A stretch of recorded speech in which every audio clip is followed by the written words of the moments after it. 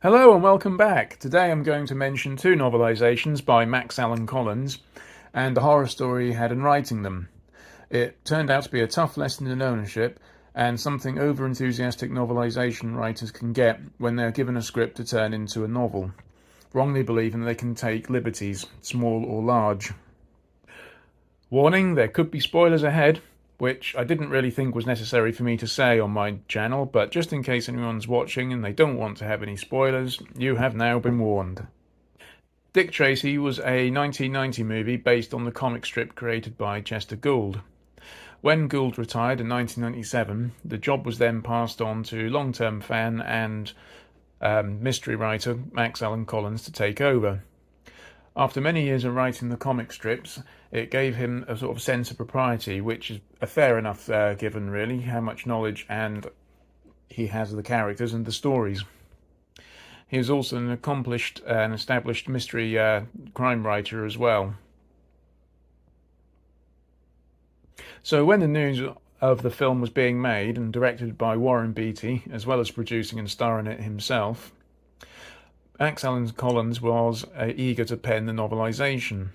He put himself forward and was awarded the job. Upon receiving the script, he was dismayed at the poor story despite having lots of the classic characters featured within. Following bad advice from his agent, he set about writing a novel based loosely on the screenplay. He added characters and wrote a story that would help carry the movie. This resulted in him receiving a call from his agent several months later, saying that Disney had only read a third of the book before demanding a faithful screenplay rewrite. He had committed a massive faux pas. Worse still is that he had a week to write it, managing to salvage around a quarter of the story and to keep some of the extra characters not featured in the movie. And if I show you here the book, nice bright striking yellow cover, and this one's kept in very good condition. What's that? £3.50. Not a bad price given the time. And also, unusually for a novelisation, this one is published by Bantam Books. And as you can see there, based on the screenplay by Jim Cash and Jack Epps Jr., who I believe did Top Gun, but I could be wrong, and Bo Goldman, Warren Beatty, and the comic strip created by, as I said earlier, Chester Gould. Now, within this, there is an interesting little disclaimer or note from the editor. The following was freely adapted from the screenplay to the film Dick Tracy and draws on the rich 60-year history of the great detective.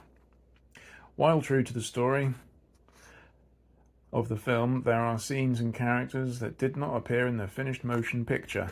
A rather strange, but disclaimer there by the publisher. This story is a powerful reminder to writers that they must follow the screenplay when adapting them for novelizations. If they are good, they can slip in extras, but must not alter the work of the screenplay writer so it becomes unrecognisable. There was more to come though for Collins, including the producer questioning Collins on some of the small changes which were faithful to the lore of Dick Tracy.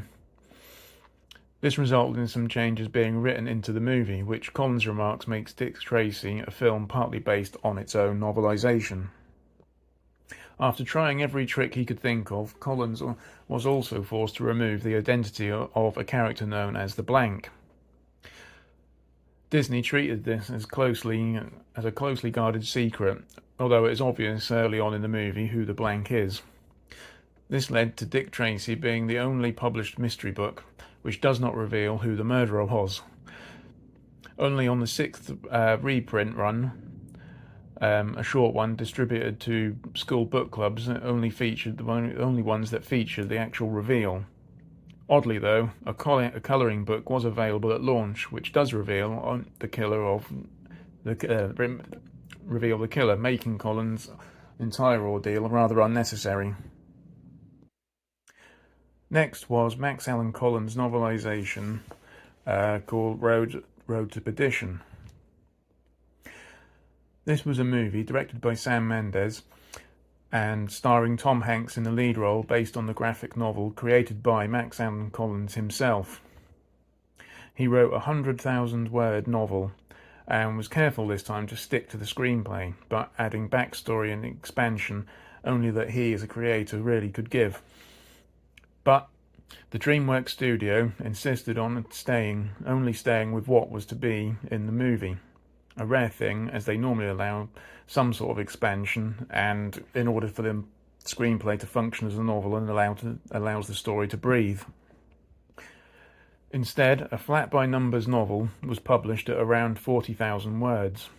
Thankfully, since Max Allan Collins had written about this ordeal, there has been a re-release of the original 100,000-word novelisation in 2016 by Brash Books, allowing fans to enjoy it in full, written by the creator himself. The lesson here is, if you want to sell a movie rights to the studio, that if you do, it is theirs to do as they wish. Even if you are the creator of the franchise yourself, it is their movie, and they will do what the heck they like with it. Budding novelisers beware. Well, I hope you enjoyed the video. Please like and subscribe and share, and leave any comments below. Thank you very much, and goodbye.